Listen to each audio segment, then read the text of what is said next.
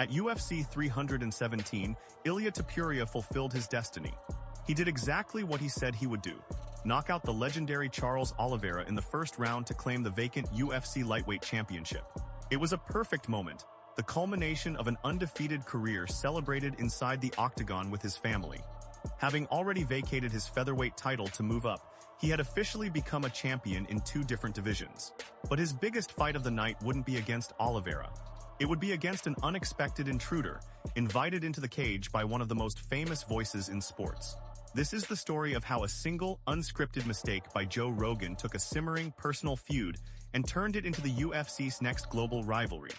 A rivalry that was never part of the plan. To understand the explosion at UFC 317, you have to go back years.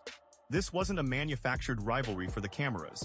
This was genuine animosity that started online. It all began in early 2021, when Pimblett got into a Twitter spat with another Georgian fighter, Gurem Kudate lads.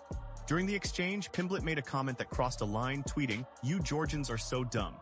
For Ilya Tepuria, a man who carries the flags of both Georgia and Spain with immense pride, this was an unforgivable insult. He immediately stepped in to defend his heritage, and a nasty, back-and-forth war of words ignited online. But this feud wasn't destined to stay digital. It escalated to a physical confrontation at a UFC event in London in March 2022. In the Fighter Hotel, Topuria and his team cornered a solo Pimblett. Feeling outnumbered, Pimblett grabbed the nearest object he could find, a bottle of hand sanitizer, and hurled it at Topuria's head. Topuria lunged back, throwing a punch as his team rushed in to stop a full-blown brawl from breaking out. The incident became infamous. Pimblett, a master of self-promotion, relentlessly mocked Topuria in interviews, branding him hand sanitizer boy. Topuria, in his typically cold and serious manner, spoke of what he would do to Pimblett if they ever shared a cage. For years, it was a feud stuck between weight classes. Topuria was a dominant force at featherweight, while Pimblett was a charismatic, rising star at lightweight. The hatred was real, but a fight seemed unlikely. That is, until Topuria, after conquering the featherweight division, vacated his belt and moved up to 155 pounds, setting the 2 men on an inevitable collision course. Commentators mistake. UFC 317 was the setting. The T-Mobile Arena in Las Vegas was electric. Ilya Tepuria, El Matador, had just put on a masterclass, knocking Charles Oliveira out cold with a brutal right hand followed by a devastating left hook. He had captured his 2nd world title, remained undefeated, and cemented his place as one of the best fighters on the planet.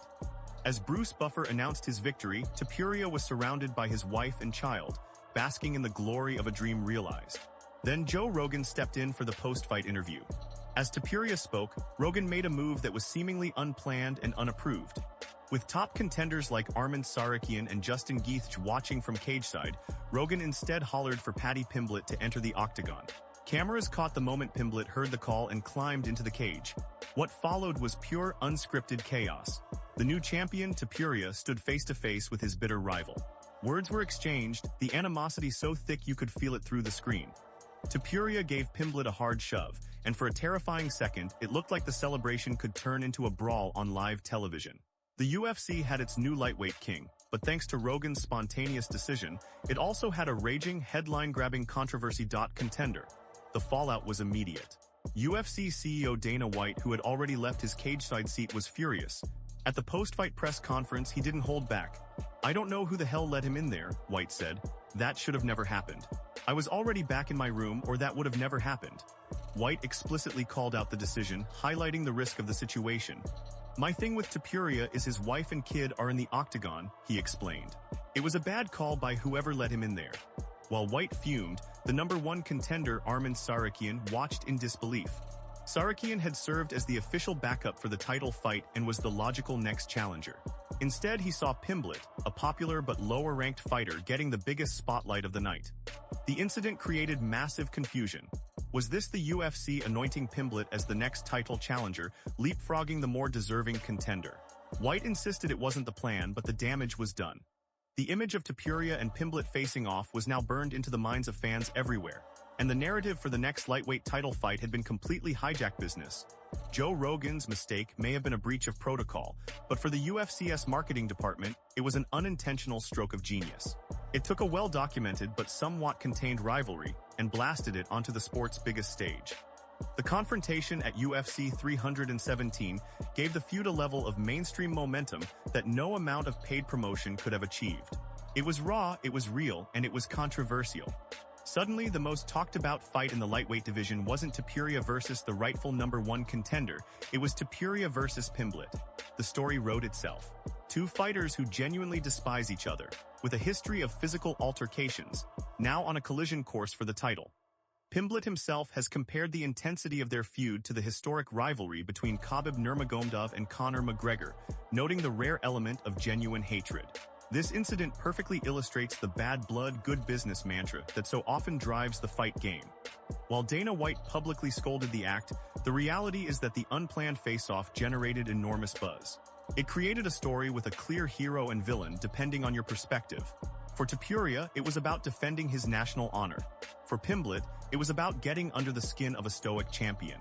And for the UFC, it was about turning a commentator's error into a promotional goldmine, setting the stage for what could be one of the most personal and profitable title fights in recent memory. A chain of events, stretching back years, led to this moment.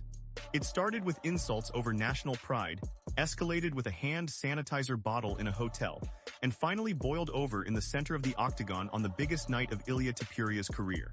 A dominant victory was overshadowed by a commentator's controversial decision, breathing new life into a feud the UFC never officially planned for, but will now almost certainly promote. The lines are drawn, the challenge is set, and the bad blood is undeniable. The purest choice may be Arman Tsarukyan, but the money fight, the grudge match that has captured the world's attention, is Topuria versus Pimblett.